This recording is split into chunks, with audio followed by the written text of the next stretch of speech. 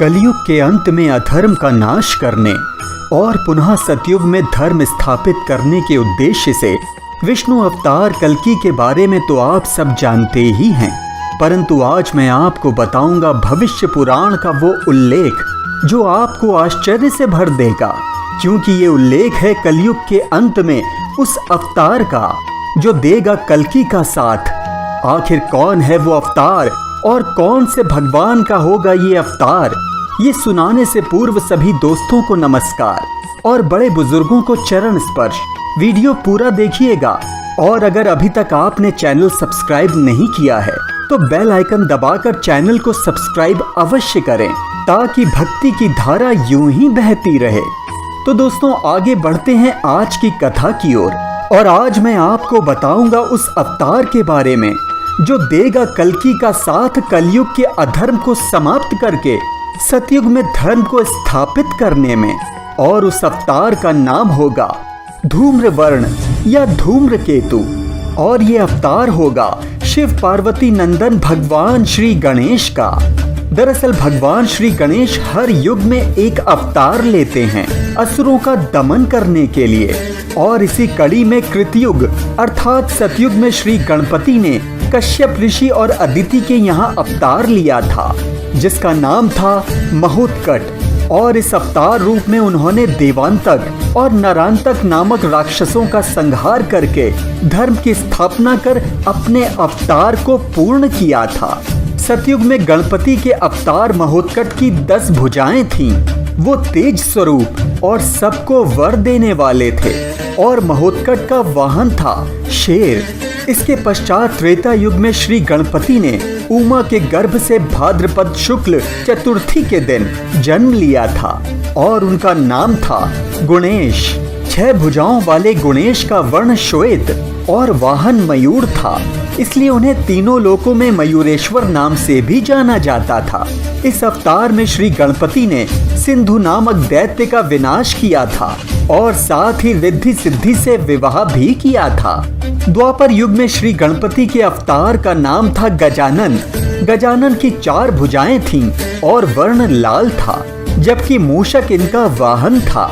द्वापर युग में श्री गणपति ने पुनः माता पार्वती के गर्भ से जन्म लिया और गणेश कहलाए, परंतु गणेश जी के जन्म के पश्चात किसी कारणवश माता पार्वती ने उन्हें जंगल में छोड़ दिया, जहां पराशर मुनि ने उनका पालन पोषण किया। इन्हीं गणेश ने ही ऋषि वेदव्यास के कहने पर महाभारत लिखी थी। गणेश रूपी अवतार में वरेण्य नामक अपने भक्त को गणेश गीता के रूप में शाश्वत ज्ञान का उपदेश भी दिया था। और अब बचा कलयुग, जहां श्री गणपति का अवतार लेना अभी शेष है। भविष्य पुराण और गणेश जी को समर्पित मुद्गल पुराण के अनुसार कलयुग के अंत में भगवान श्री गणेश अवतार लेंगे और उनका नाम होगा धूम्रवर्ण या धूम्रकेतु, और उनके नाम के अनुसार ही उनका वर्ण धुएं के समान होगा।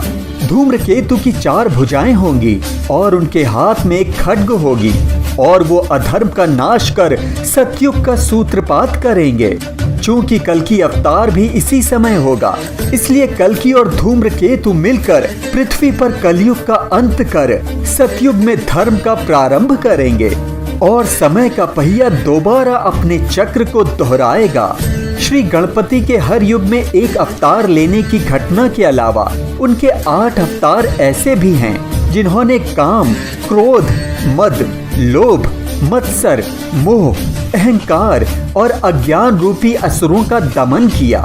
सर्वप्रथम श्री गणेश ने वक्रतुंड अवतार लिया और ईर्ष्या, द्वेष रूपी असुर मत्सरासुर का वध किया, इसलिए गणेश जी को ईर्ष्याहर्ता भी कहा जाता है।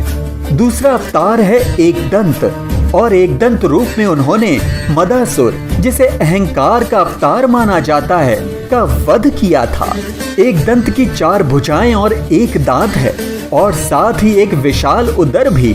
इसके पश्चात गणेश जी ने लिया महोदरा का अवतार। महोदरा ने मोहासुर को पराजित किया, वो मोहासुर जिसे ब्रह्म का दैत्य माना जाता है।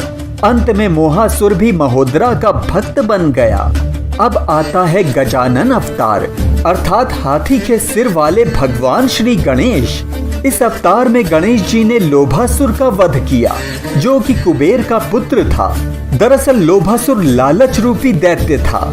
गजानन के पश्चात गणपति जी ने लिया लंबोदर अवतार, जिन्होंने भगवान शिव के क्रोध से जन्मे क्रोधासुर का नाश किया। अब श्री गणपति का अगला अवतार था विकट, जिन्होंने कामासुर का वध किया। अब आती है उस अवतार की बारी जो सबसे अधिक प्रसिद्ध है, और वो है विघ्नराज। विघ्नराज ने ममता और आसक्ति के दैत्य ममतासुर का संहार किया। इस अवतार को विघ्नहर्ता अर्थात बाधाओं को नष्ट करने वाला अवतार भी माना जाता है। और विघ्नराज का वाहन है शेषनाग, और अंत में है धूम्रवर्ण, जिसके बारे में मैंने आपको आज की कथा के प्रारंभ में बताया था। तो दोस्तों, ये थी आज की गाथा। वीडियो अच्छा लगा तो लाइक, शेयर और बेल आइकन दबाकर चैनल को सब्सक्राइब अवश्य कीजिएगा। जय श्री गणेशाय नमः।